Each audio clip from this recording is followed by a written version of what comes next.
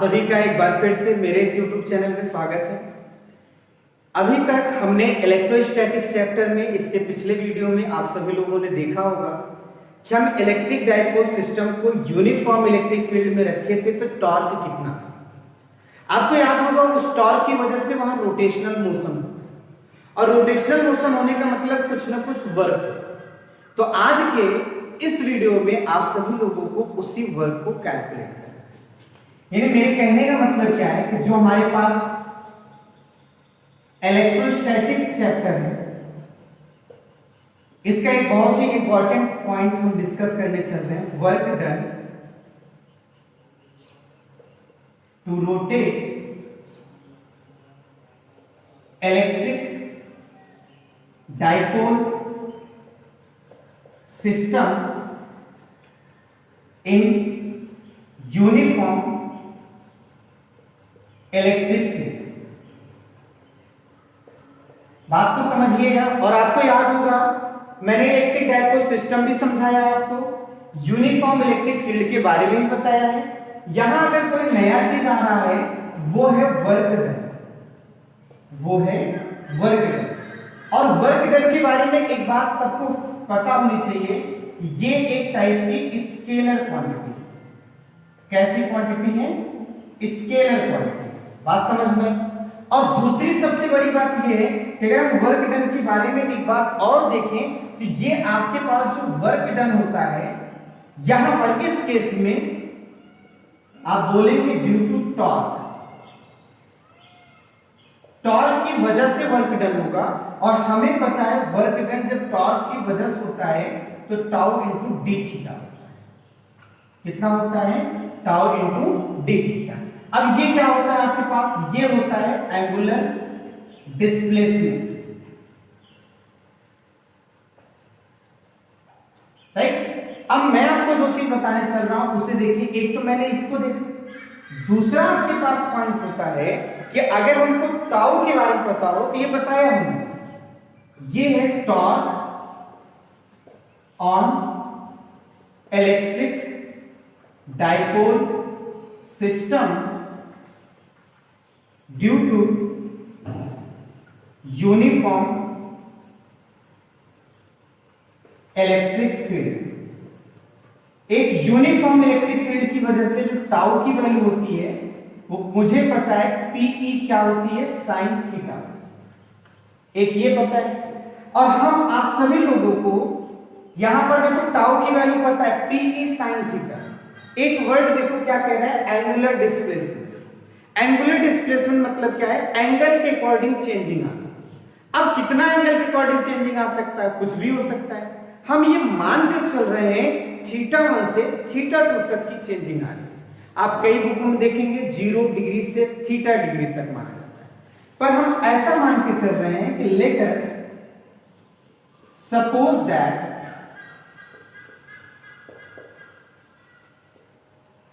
Angular displacement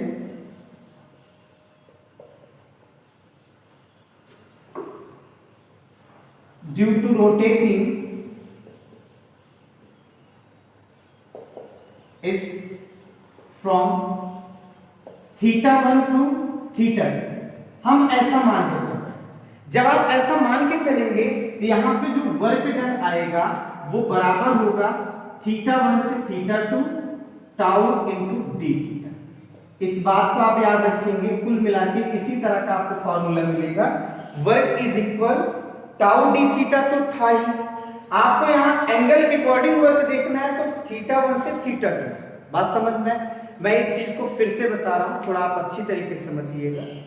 जैसे मेरे कहने का मतलब क्या निकलता है कि आप सभी लोग वर्क डन, क्योंकि हमको पता है इसके पिछले वाले वीडियो में मैंने बताया है, समझाया है कि जब आप इलेक्ट्रिक डाइपोल सिस्टम को यूनिफॉर्म इलेक्ट्रिक फील्ड में रखते हैं, आपको याद हो तो वहां पे मैंने एक बात बोला था कि जैसे आपने रखा था तो उस डाइपोल सिस्टम पे दो फोर्स अपोजिट डायरेक्शन में काम किए, दो फोर्स अपोजिट डायरेक्शन में काम किए सेम मैग्नीट्यूड के साथ, उनमें टॉर्क बना जिससे वो रोटेट किया।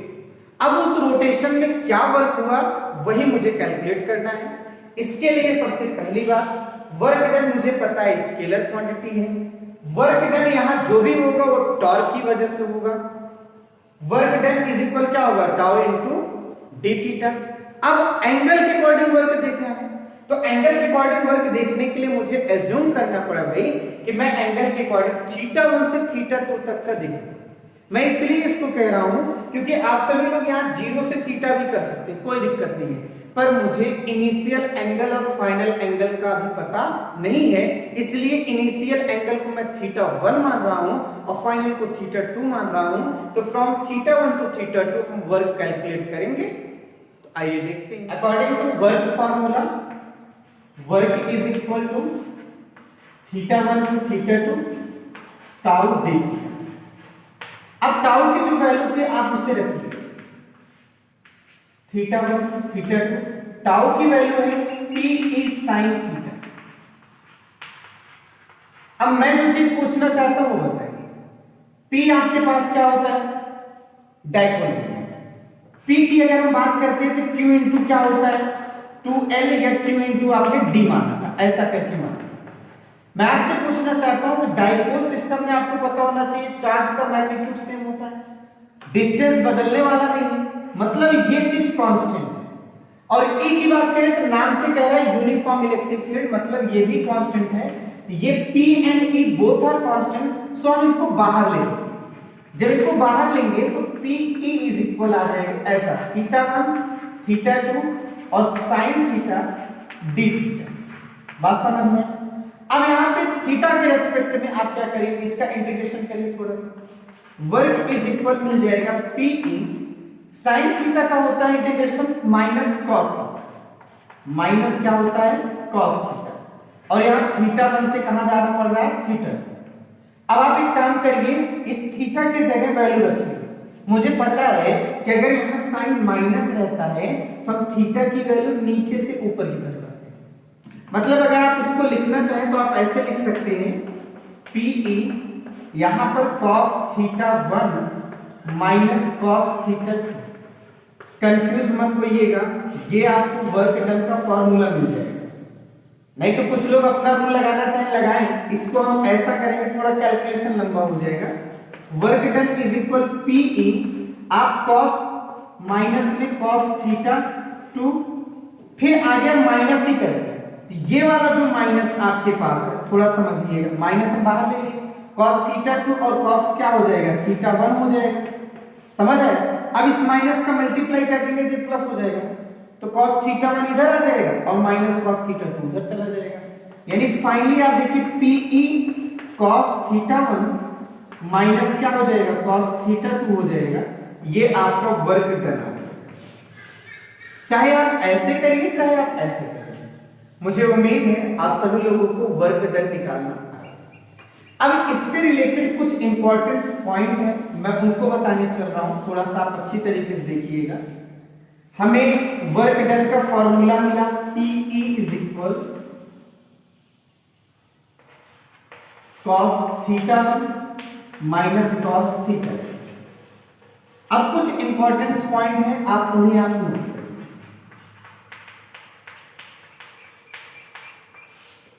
जैसे मान लीजिए अगर मैं मानकर चलता हूं θ1 पहले 0 और θ2 आपका जो है वो थीटा है, जैसा बहुत से लोग शुरू में ही एज्यूम करने की जरूरत नहीं है, यहां पर तो वर्क का जो फॉर्मूला आएगा PE cos 0 minus cos theta.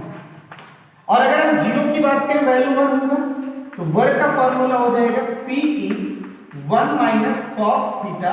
ये आपके पास फाइनल आंसर है, ठीक है। और अगर इस सिचुएशन में देखेंगे तो वर्क आपका किस पे डिपेंड कर रहा है, P पर E पर। अब ये दोनों तो कांस्टेंट है, पर स्पेशली जो वर्क डिपेंड करेगा वो थीटा पर। स्पेशली जो वर्क डिपेंड करेगा वो किस पे करेगा, थीटा पे करेगा। और यहाँ थीटा के रेस्पेक्ट में 3 केस बनेगा, क्यों? क्योंकि ये cos थीटा है और cos थीटा की मिनिमम वैल्यू -1, मैक्सिमम वैल्यू 1 होती है, अब बीच की वैल्यू 0 होती है। इसलिए cos थीटा के रेस्पेक्ट में आप बोलेंगे भाई यहाँ पे 3 केस होगा। केस नंबर फर्स्ट में क्या होगा, जब थीटा 0 डिग्री, जब यहाँ 0 रख देंगे तो बताइए ये 1 हो जाएगा, 1 माइनस 1 क्या हो जाएगा 0, यानी वर्क वहां पर क्या हो जाएगा 0। बात समझ में। दूसरा केस क्या हो जाएगा, देखिए केस नंबर 2, जब थीटा 90 डिग्री 90 रख दोगे तो पूरा 0 हो जाएगा, और जब 0 हो जाएगा तो वर्क इज इक्वल क्या हो जाएगा PE हो जाएगा। बात समझ में। और अगर आप तीसरा केस की बात करेंगे तो वो केस होगा जब थीटा 180 हो जाए। अगर आप 180 कर देंगे तो -1 आएगा, -1 से ये माइनस प्लस हुआ, 1 क्या हो गया 2, वर्क इज इक्वल हो जाएगा 2PE। इसका मतलब ये वर्क सबसे क्या हो जाएगा मैक्सिमम। बात समझ में। तो इसी के साथ मैं आप सभी से ये कहने वाला हूं कि आप अच्छी तरीके से इसको अच्छे से समझिए, पूरे वीडियो को शुरू से लेकर अंत तक देखा करिए। मैं इतने दावे के साथ बोलता हूं फिजिक्स हो या केमिस्ट्री, आपको किसी भी टॉपिक में प्रॉब्लम नहीं आएगी, ये मैं प्रॉमिस करता हूं। बस आप थोड़ा सा मैं आपसे रिक्वेस्ट करता हूं कि आप चैनल को जितना ज्यादा से ज्यादा हो सके इसे सब्सक्राइब करिए, शेयर करिए और लोगों को इसको शेयर करिए ताकि औरों को भी फायदा मिले। आप फायदा लीजिए वो तो बेहतर बात है, लेकिन इसके अलावा औरों को फायदा मिल जाए ये और बेहतर बात है। इसलिए आप सभी लोग ध्यान में रखेंगे। मैं आप सभी लोगों को नेक्स्ट वीडियो में हम एक बहुत इंपॉर्टेंट पॉइंट को डिस्कस करेंगे, गॉसियन थ्योरम। वेट करिए, आज के लिए बस इतना ही।